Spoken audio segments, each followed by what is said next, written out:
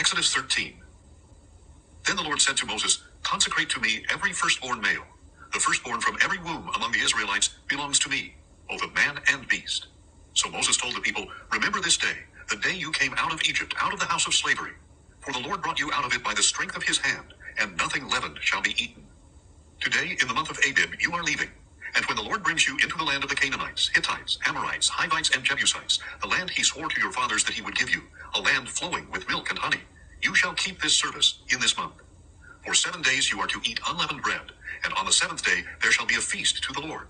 Unleavened bread shall be eaten during those 7 days. Nothing leavened may be found among you, nor shall leaven be found anywhere within your borders. And on that day you are to explain to your son, this is because of what the Lord did for me when I came out of Egypt. It shall be a sign for you on your hand, and a reminder on your forehead, that the law of the Lord is to be on your lips. For with a mighty hand the Lord brought you out of Egypt. Therefore you shall keep this statute at the appointed time, year after year. And after the Lord brings you into the land of the Canaanites, and gives it to you as he swore to you and your fathers, you are to present to the Lord the firstborn male of every womb. All the firstborn males of your livestock belong to the Lord. You must redeem every firstborn donkey with a lamb, and if you do not redeem it, you are to break its neck. And every firstborn of your sons you must redeem. In the future, when your son asks you, what does this mean? You are to tell him, with a mighty hand the Lord brought us out of Egypt, out of the house of slavery. And when Pharaoh stubbornly refused to let us go, the Lord killed every firstborn in the land of Egypt, both of man and beast. This is why I sacrifice to the Lord the firstborn male of every womb, but I redeem all the firstborn of my sons. So it shall serve as a sign on your hand, and a symbol on your forehead. For with a mighty hand the Lord brought us out of Egypt. When Pharaoh let the people go, God did not lead them along the road through the land of the Philistines, though it was shorter. For God said, if the people face war, they might change their minds and return to Egypt. So God led the people around by the way of the wilderness toward the Red Sea, and the Israelites left the land of Egypt arrayed for battle. Moses took the bones of Joseph with him, because Joseph had made the sons of Israel swear a solemn oath, when he said, God will surely attend to you, and then you must carry my bones with you from this place. They set out from Succoth and camped at Etham on the edge of the wilderness. And the Lord went before them in a pillar of cloud to guide their way by day, and in a pillar of fire to give them light by night, so that they could travel by day or night. Neither the pillar of cloud by day nor the pillar of fire by night left its place before the people. Exodus 14.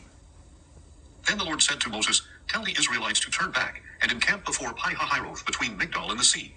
You are to encamp by the sea, directly opposite Baal-zephon. For Pharaoh will say of the Israelites, they are wandering the land in confusion. The wilderness has boxed them in. And I will harden Pharaoh's heart so that he will pursue them. But I will gain honor by means of Pharaoh and all his army, and the Egyptians will know that I am the Lord. So this is what the Israelites did. When the king of Egypt was told that the people had fled, Pharaoh and his officials changed their minds about them and said, what have we done? We have released Israel from serving us. So Pharaoh prepared his chariot and took his army with him.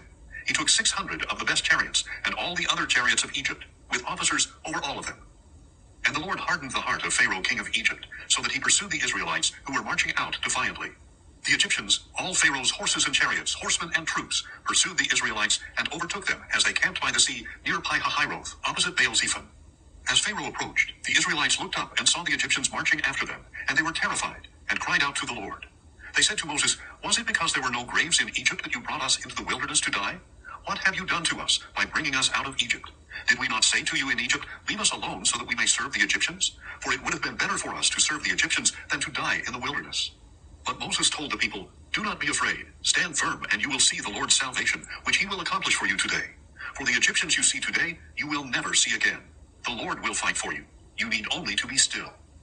Then the Lord said to Moses, why are you crying out to me? Tell the Israelites to go forward. And as for you, lift up your staff and stretch out your hand over the sea, and divide it, so that the Israelites can go through the sea on dry ground. And I will harden the hearts of the Egyptians, so that they will go in after them. Then I will gain honor by means of Pharaoh and all his army, and chariots and horsemen. The Egyptians will know that I am the Lord, when I am honored through Pharaoh, his chariots, and his horsemen. And the angel of God, who had gone before the camp of Israel, withdrew and went behind them. The pillar of cloud also moved from before them and stood behind them, so that it came between the camps of Egypt and Israel. The cloud was there in the darkness, but it lit up the night. So all night long neither camp went near the other. Then Moses stretched out his hand over the sea, and all that night the Lord drove back the sea with a strong east wind that turned it into dry land. So the waters were divided, and the Israelites went through the sea on dry ground, with walls of water on their right and on their left. And the Egyptians chased after them, all Pharaoh's horses, chariots, and horsemen, and followed them into the sea. At morning watch, however, the Lord looked down on the army of the Egyptians from the pillar of fire and cloud, and he threw their camp into confusion. He caused their chariot wheels to wobble so that they had difficulty driving. Let us flee from the Israelites, said the Egyptians, for the Lord is fighting for them against Egypt. Then the Lord said to Moses, stretch out your hand over the sea, so that the waters may flow back over the Egyptians and their chariots and horsemen. So Moses stretched out his hand over the sea, and at daybreak the sea returned to its normal state. As the Egyptians were retreating, the Lord swept them into the sea. The waters flowed back and covered the chariots and horsemen, the entire army of Pharaoh that had chased the Israelites into the sea. Not one of them survived. But the Israelites had walked through the sea on dry ground, with walls of water on their right and on their left. That day the Lord saved Israel from the hand of the Egyptians, and Israel saw the Egyptians dead on the shore. When Israel saw the great power that the Lord had exercised over the Egyptians, the people feared the Lord and believed in him and in his servant Moses. Exodus 15. Then Moses and the Israelites sang this song to the Lord. I will sing to the Lord, for he is highly exalted. The horse and rider he has thrown into the sea. The Lord is my strength and my song, and he has become my salvation. He is my God, and I will praise him, my father's God, and I will exalt him. The Lord is a warrior, the Lord is his name. Pharaoh's chariots and army he has cast into the sea. The finest of his officers are drowned in the Red Sea. The depths have covered them, they sank there like a stone. Your right hand, O Lord, is majestic in power. Your right hand, O Lord, has shattered the enemy. You overthrew your adversaries by your great majesty. You unleashed your burning wrath. It consumed them like stubble. At the blast of your nostrils, the waters piled up. Like a wall, the currents stood firm. The depths congealed in the heart of the sea. The enemy declared, I will pursue, I will overtake, I will divide the spoils, I will gorge myself on them. I will draw my sword, my hand will destroy them. But you blew with your breath, and the sea covered them. They sank like lead in the mighty waters. Who among the gods is like you, O Lord? Who is like you, majestic in holiness, revered with praises, performing wonders? You stretched out your right hand, and the earth swallowed them up. With loving devotion, you will lead the people you have redeemed. With your strength, you will guide them to your holy dwelling. The nations will hear and tremble. Anguish will grip the dwellers of Philistia. Then the chiefs of Edom will be dismayed. Trembling will seize the leaders of Moab. Those who dwell in Canaan will melt away, and terror and dread will fall on them. By the power of your arm, they will be as still as a stone, until your people pass by, O Lord, until the people you have bought pass by. You will bring them in and plant them on the mountain of your inheritance, the place, O Lord, you have prepared for your dwelling, the sanctuary, O Lord, your hands have established. The Lord will reign forever and ever. For when Pharaoh's horses, chariots, and horsemen went into the sea, the Lord brought the waters of the sea back over them. But the Israelites walked through the sea on dry ground. Then Miriam, the prophetess, Aaron's sister, took a tambourine in her hand, and all the women followed her with tambourines and dancing.